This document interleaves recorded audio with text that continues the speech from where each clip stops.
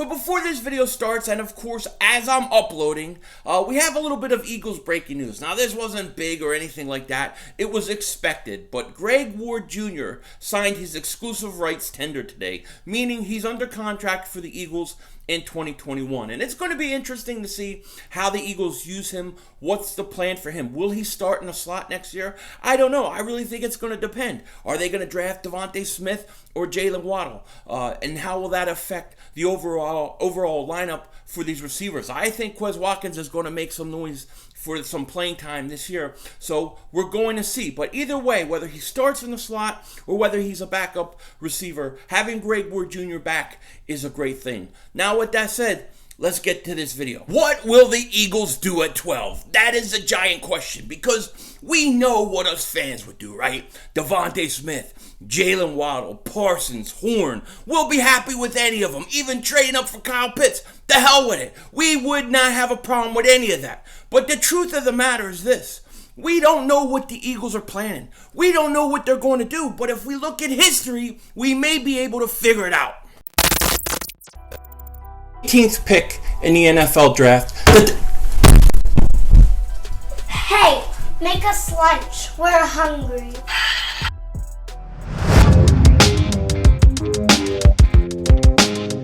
Dallas still stinks. You're by doing King Dingbat here, and I hope everybody's having a great Monday. I hope you guys are doing well. So the Eagles pulled a giant move on Friday, going from 6, trading back to 12 in the NFL draft, and it's really left a lot of people trying to figure out what's the plan, what are they going to do. When they went back to 12, a lot of us thought, hey, they're giving Jalen Hurts the chance. They believe in him. Then we get reports out this weekend. The Eagles are split on Jalen Hurts. They're not sure. I don't know what's going on. I just hope that they give this man a year. Give him 1 year. Let's see what he's got. If you still don't like him after 1 year, you'll have 3 first-round picks next year. You'll have the firepower to go get a quarterback. But I don't know. It's just very frustrating. Every week we get new reports of the same stuff. Oh, the Eagles, they're not sure about Jalen Hurts. Oh, the Eagles tried to go up and get Zach Wilson. Oh, the Eagles maybe trying to get picks so they can go up to 2. I don't know what's going on. All I know is I think they should give the man a chance, okay? Give him the year. You traded back to 12. Now get him some weapons. That's what I think. But before we go further into this video, we got to do that draft board again. And my man, LB, is here to give us the next nominee on our draft board. Hey, yo, LB, who you got? Yes, sir. Dingbat, what up? I got somebody new for the draft board, man. Listen, we're going to talk about Micah Parsons, man. Did you see the 40? I think he ran like a 4.35 or something like that. Linebacker out of Penn State, about 6'2", 240-something pounds, running a 4.3, a 4.35. I mean, come on, man. We just can't make this up, man. This type of speed is like, it's like Patrick Willis with the speed of a cornerback. Come on, man. He if he works on the ability to cover pass catchers, he would be an unstoppable force to any defense that's willing to draft him. I think he goes in the first 15 picks.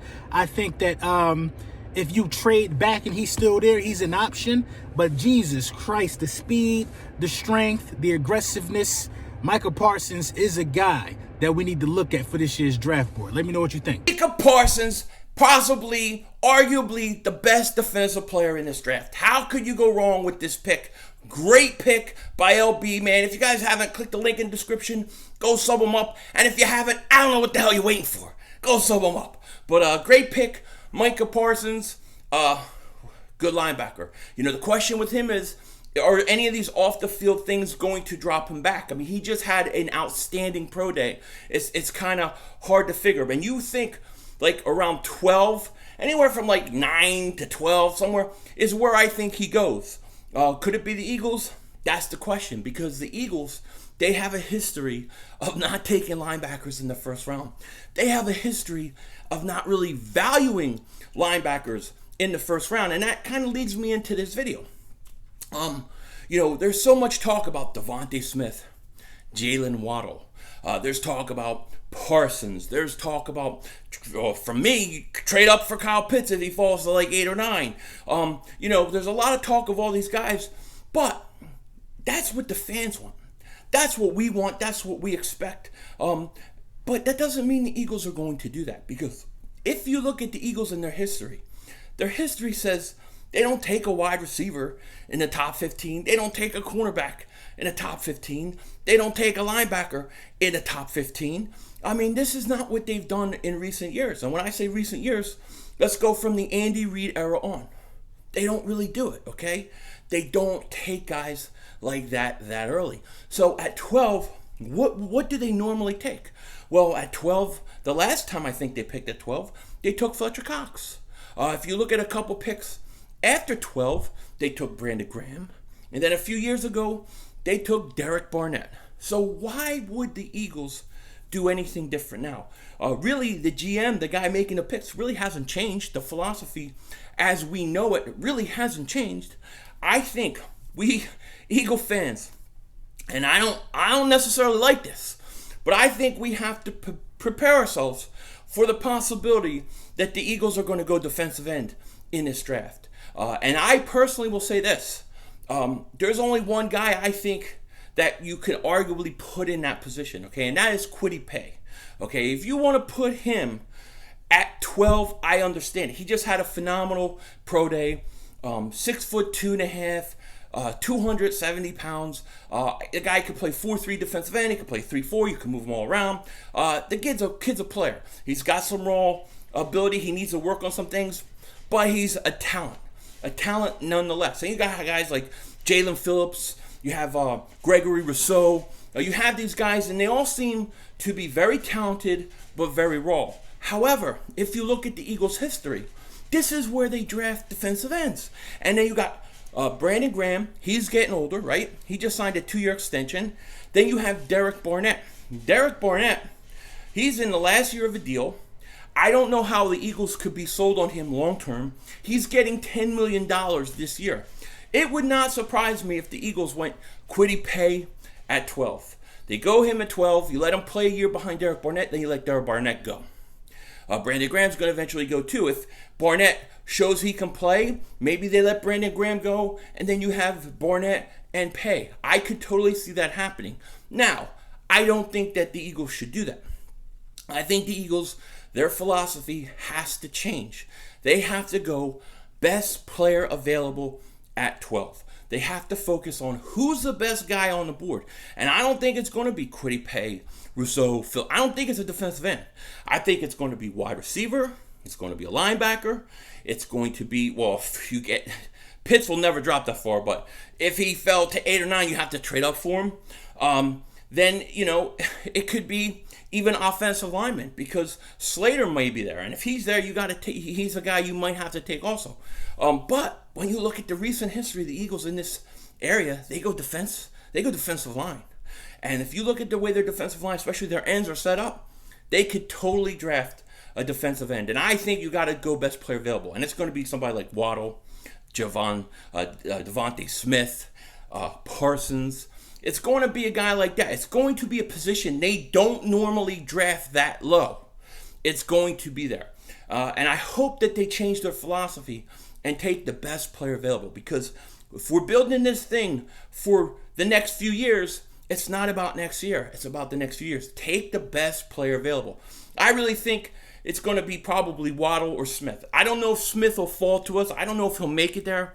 It'll probably be like Waddle. I just can't see the Eagles taking a linebacker that early. I cannot do it. Cannot see it at all. However, if they took Parsons there, you could build your defense around him. You could totally build your defense around him. And even though I love Parsons, I think he's going to be a great talent, arguably best defensive player coming out. My guy is still Jeremiah Owusu-Koramoah. And after watching what he just said about the Eagles at the pro day, I got to tell you, I'm even more in love with him because he said this. Well, if we're speaking in terms of the Eagles, I think I fit better than the other guys in terms of my mentality. Going back to that, the Eagles is a place that's is a gritty place. You got to be You got to have some fierceness to you to survive in Philly. You win in Philly, they love you. If you lose in Philly, they hate you. So you got to be able to deal with that. And, coming from my background, even here at Notre Dame, it's a lot of situations that, I had to persevere through. And I think that, first and foremost, my mentality prepares me more than some of the other players in terms of Philly, in terms of my athletic ability, in terms of my physicality on the point of attack, physicality in terms of block shedding. I think I excel in a lot of things if we're comparing other guys. But in terms of Philly, I think that's what separates me. I mean, when you hear a guy talk like that, do you not want to draft his ass? Do you not want him on that team? I think this guy's an absolute stud. I think he's going to be a monster. I want him. Now, we're not going to take him at 12, obviously. So the play has to be, you have to trade back up into the first round. I've been saying this when we were picking at 6. I'm going to say up more now picking at 12. You get 2 first rounds out of this draft. You get 3 first rounds out of next draft. That's the play. That's the strategy. That's what you got to do. What I'm trying to do here is trade up somewhere in the first round. If Kyle Pitts drops to 8, let's say, 8 or 9, right? I'm trading up and I'm drafting him. If I have to trade Ertz in a package to get up to get him, I'm trading up to 8 or 9, I'm getting him. If not, if he goes early, then I'm looking to trade back in to the first round with my second round pick. I'm going to take my second round pick, going to take a third pick. Maybe you package a Zach Ertz in that, and you get back into the first round. I would target right around 25, 26 back. Anywhere from 25, 26 on. If I'm Howie Roseman, that's when I start making the phone calls. Each pick, because there's going to be players that drop that you want. And if Jeremiah Owusu-Koramoah is one of them, I'm getting him. Because I can build my defense around him. Yes, he's a little bit small. He's kind of a tweener safety linebacker. I don't care. I think he's that good. I think no matter where you play him, he is going to be a menace to offenses for his whole career. I love this guy. I love him. Love him. Especially after seeing what I just saw. So I look to trade back up. Now, he's slated to go anywhere from 14 to 19, somewhere like that. I just need him to drop to about 25, 26. And I'm going after him. I'm going after him hard. If I came out of this draft in a perfect scenario, right? I come out of this draft. I have Devontae Smith or Jalen Waddle. You choose which one. And then I got trade back into the first round without giving up a first round pick in 2022. And I got Jeremiah Owusu-Koramoah. I'm good. I'm good, man. I'm good. It's an A+ draft already. That's how I see it. I love this kid. I love him. I don't want to take him at 12, though. That's the thing. I don't want to take him at 12. I want to take him later in the first round. If they say we got to get up to 19 to get him, get him. Go do what you got to do. Get him. Because he's a foundational player you build your defense around. That's how much I love this kid. Okay? But geez, the Eagles, man, they got to get this thing right. And by no means am I advocating drafting a defensive end, Kwity, Paye, or Rizzo, or Phil. I'm not advocating drafting a defensive end. I am simply pointing out that if you look at the recent drafts around that 12 mark, they've gone defensive end or defensive line. They have. That's where they've gone. So how do we know they're not going to do this again? Okay, it's a place they feel comfortable drafting defensive ends, defensive linemen. So they could do this again. Now, if it's me, I'm going Devontae Smith. I'm going Waddle. I'm going one of those guys. That's what I would do. Or I'd trade up for Kyle Pitts if he falls to 8 or 9. It's very simple. I'm taking the best player available regardless of position. But the Eagles, over the course of Howie Roseman's tenure, he has a tendency to say, we're going to take the best player available. He says it. We're going to take the best player available. But somehow, that best player available always lines up with their needs. He doesn't do it. They always go away from it. If they stick to their guns and take the best player available, they have an opportunity to trade back up into the first round. And if they do that, they could come away with 2 starters on out of this draft, immediate starters.